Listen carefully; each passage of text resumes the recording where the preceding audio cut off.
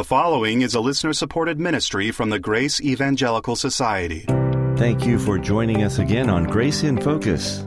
We are in a short series on Old Testament wisdom literature, and we're looking at the first part of the book of Proverbs, a book that tells us about wisdom, which, as we learned, is skill for living. But what kind of skill? We'll break it down into two important categories today, as Bob Wilkin, Ken Yates, and David Renfro will be discussing the meaning of wisdom today. Now, our website is faithalone.org, and I hope you'll go there today to learn more about our national conference, which is coming up in May. It happens at a family camp in Denton, Texas, very close to the Grace in Focus headquarters, and I hope you will consider it. Find out information on our website, faithalone.org. Now it's time for today's discussion. Here are the gentlemen ready to go. Welcome back to Grace in Focus. David, we're jumping here on Proverbs 1 through 7. We're only going to go through 7 verses. This is a fascinating passage. It's one of the few passages that almost every word is a separate word study. We all run into words like, oh, what in the world does that mean? But there's maybe one in a whole chapter.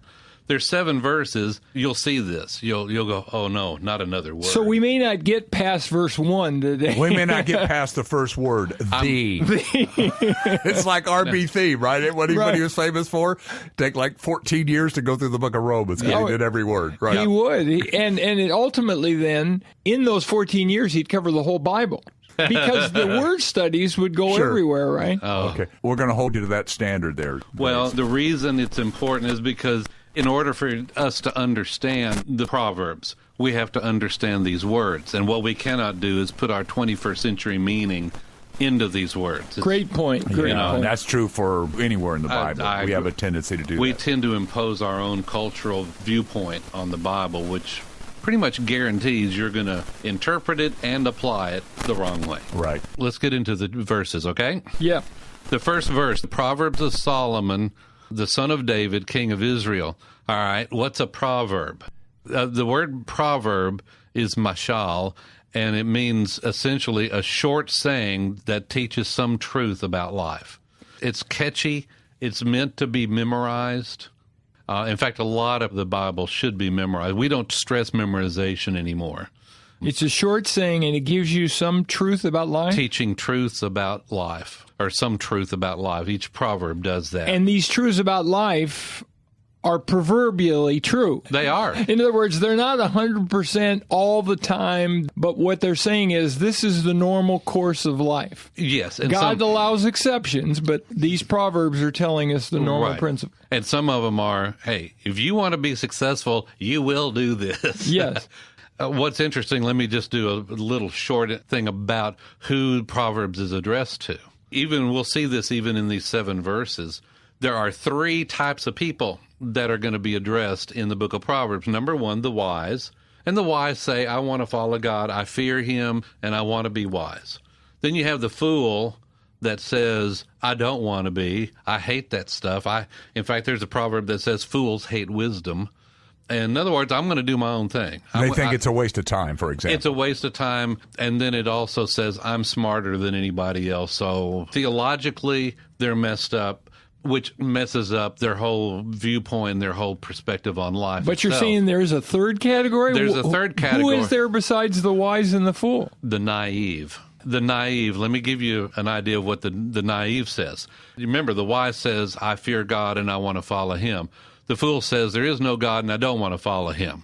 The naive says, dude. I don't think they say dude. I have no idea what you're talking about. Not in Hebrew, they don't say dude. I have no idea what you're talking about. I don't know what the Hebrew word for dude is, but I'm going to try to find out. But that's essentially the 3 lifestyles that you and I can choose. This is an interesting thing about Proverbs. We choose one of those 3 paths. We can choose to get on the path to wisdom and live the way God wants us to, or foolishness and ignore what the Lord has to say.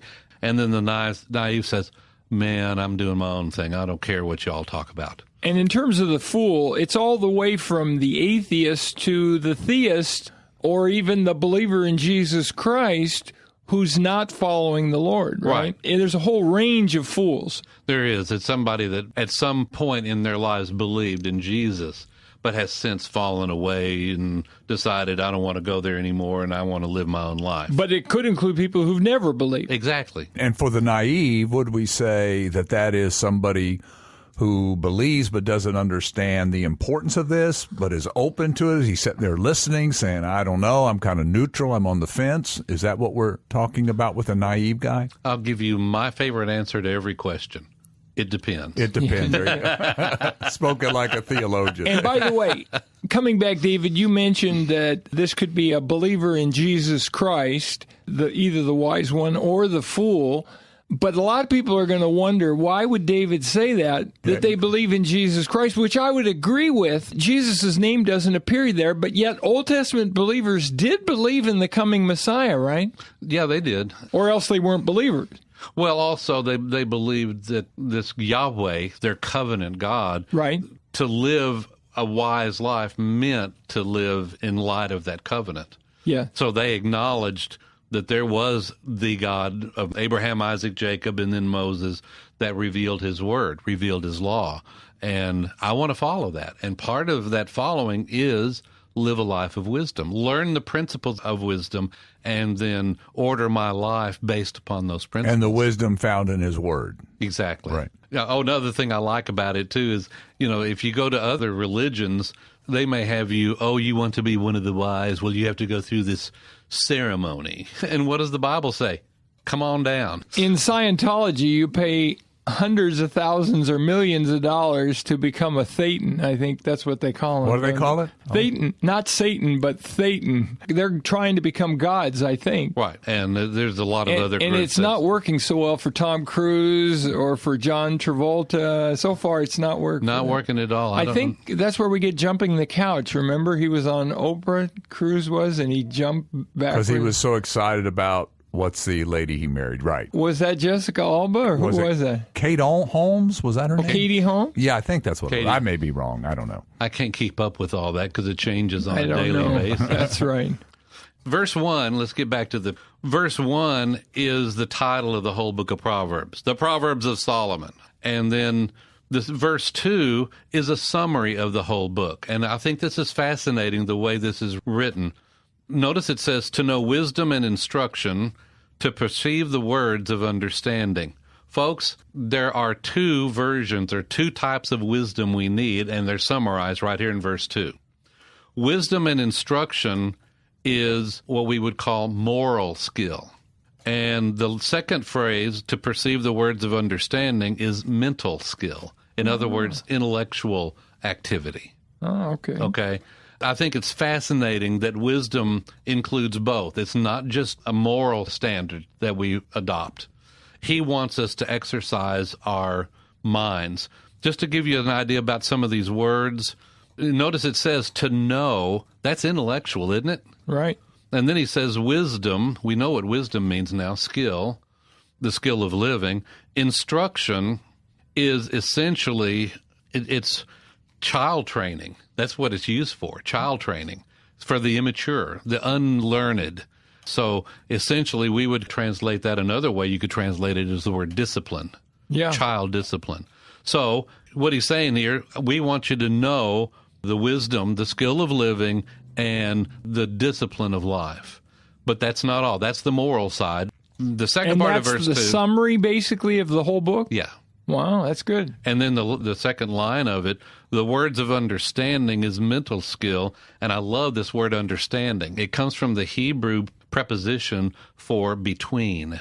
And the idea here, understanding, is the idea to be able to discern between sham and reality, glitter and substance. That's what understanding or discernment means. And you got to think about that. You have to perceive, observe, and then based on your observation, you make the decision, this is real, this is substantial, or this is nothing.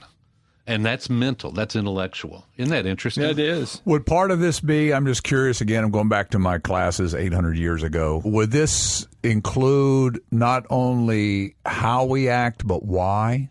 Sure. To understand this is why I should act this way. Motivation. Yeah, it would include a number of things, but in my mind, I see the way I'm supposed to act, but why do I need to act that way? There has to be a basis for your actions, a standard, if you will. It's not just some ritual. Right. Like Muslims may pray 5 times a day and they have certain prayers they memorize and they go through and they have this ritual. But why are they doing that? Right. Well, hopefully they have something in mind where they're seeking God or whatever. And if they are, then the Lord's going to give them more information. They may reject it, but they're going to learn more about. I'm thinking specifically when Peter says, add to your faith, and one of those is knowledge. Yeah. 2 Peter 1, 5 through 10. Yeah. Right. So I add virtue and then knowledge. Well, here's virtuous living, and now I need to know, well, why is this virtuous living? That's what I'm thinking in the back of my mind here. Well, even this idea of knowing, to know, it's both intellectual, but isn't there also an experiential aspect of knowledge? In other words, when we do what God says, we grow in our knowledge of God and our experience. It could, but I think the emphasis is on intellectual activity. Okay. And the reason I say that is we all had him, Howard Hendricks. Right. What was the thing that he did in our Bible study? Observation, interpretation, application. That's right. And I think that's what this means. He wants us to be able to, notice it says here in the New King James, to perceive the words of understanding. Right. And I think that's observation. So if they're synonymously parallel, then to know would be the same as to perceive. Correct. Okay. The emphasis on each line, I think, is different. They're both dealing with you and me increasing our skills of living, both morally and mentally. I remember hearing one preacher say one time, God does not place a premium on ignorance. I met this preacher in a little bitty small town in Texas, and he said, he said something like, I told him I went to seminary and all that, and he goes, well, I never went to no seminar school. Did he call it a cemetery? No, but but that's what he was meaning. You know who did, and I heard him say it in chapel? Merrill Unger. Whether we're talking about wisdom as knowledge or living it, remember, keep Grace in focus. Thank you, gentlemen, for that great discussion. Would you be interested in some free ebooks on topics you hear on this program? Well, if you are, you need to come visit us at faithalone.org. That's faithalone.org. On the site, we've got all kinds of free materials, but one of our popular options is our free ebooks on a range of subjects. They're designed to help you mature and grow in your understanding of the faith and Scripture. So come visit us at faithalone.org. That's faithalone.org. We are so thankful for our financial partners who keep us on the air. Every gift is tax deductible and very much appreciated. If you'd like to find out how you can give, go to faithalone.org. Would you like to have a chat with Dr. Bob or one of the guests here on the program? Let me tell you how to reach out to the team. You can get us on our email address, which is radio@faithalone.org. That's radio@faithalone.org. On our next episode of Grace in Focus, we will continue this discussion about Old Testament wisdom literature.